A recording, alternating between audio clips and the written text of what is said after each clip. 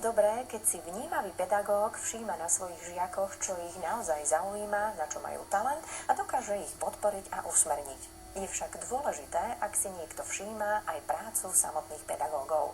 Už 5 rokov to robí Slovak Telekom. Oceňuje učiteľov, ktorí kreatívne využívajú moderné technológie na svojich vyučovacích hodinách a pritom nie je len o zapnutie počítača a vyhľadávanie si informácií.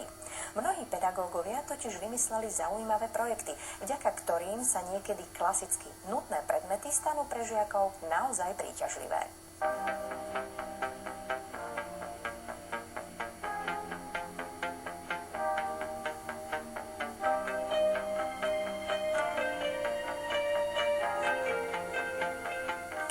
Amos Komenský dnes žil, určite by mal laptop a vysokorýchlostné pripojenie.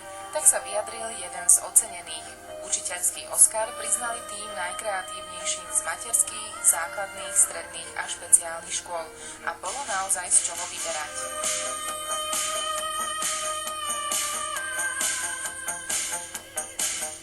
Je to veľmi úspešný ročník, viac ako 160 prác sa nám dostalo na naše webové stránky, ktoré už sú tak k dispozícii a s tým sme vybrali najlepšie. Tie práce sú výborné, ale ukazujú nadšenie učiteľov, ale to, čo človeka poteší najviac, je to potešenie žiakov. Oni sú veľmi spokojní, pretože vlastne robia s tým, čo teraz letí, robia s internetom, robia s rôznymi aplikáciami, ktoré vlastne bežia na počítaču.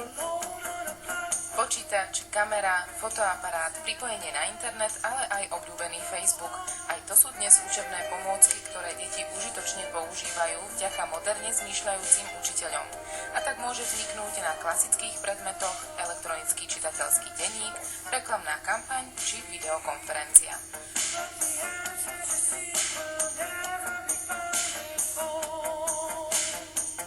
Ako žiaci reagujú na mladého učiteľa, ktorý je takto invenčný? No, myslím si, že veľmi pozitívne. Aspoň ja mám taký dojem.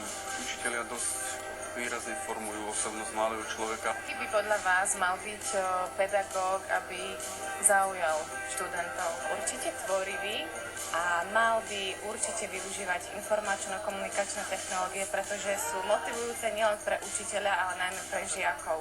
Čo hovoríte na ideu, že projekty, ktoré vy vymýšľate, sú potom verejnosti prístupné na internet?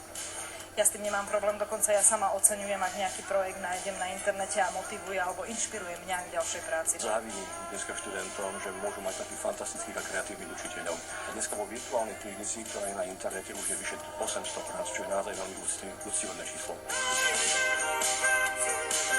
Toto číslo prezrádza, že tvorcovia súťaže úspešne klopú už 5. rok na tie správne dvere. V triedách objavili množstvo kreatívnych pedagógov. Svoje projekty okrem písomnej formy majú možnosť osobne odprezentovať pred odbornou porotou a pripojiť aj videoukážku. Veľký záujem a kvalita projektov dokazujú, že aj vďaka tejto súťaži našim školám nič moderné nie je cudzie.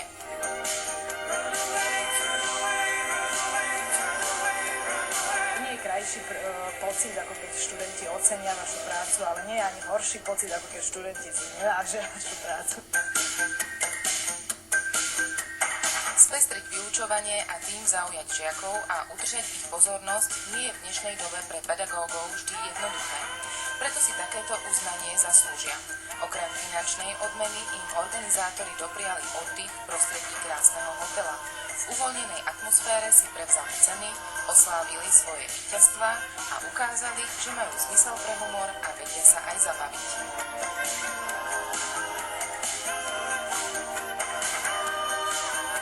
Akých učiteľov by ste možno dopriali svojim deťom? Prial by som im, aby boli takí, jak ja som zažil.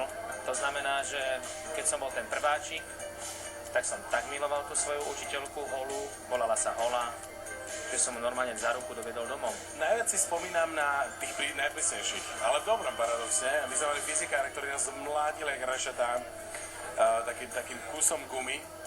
Ale to sa naučil. Ja som potom v tom neskoršom veku mal veľmi rád fyziku a práve tieto technické smery. Vtedy sme mali technológie, názorné pomôcky v kabinete a keby sme mali k dispozícii takéto veci, ako majú dnešné či video, bolo zaujímavejšie a veselšie.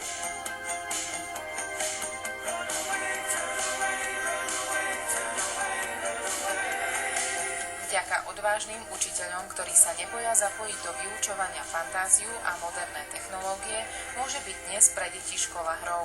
Prajeme, aby z roka na rok podobných projektov do súťaže pribúdalo stále viac.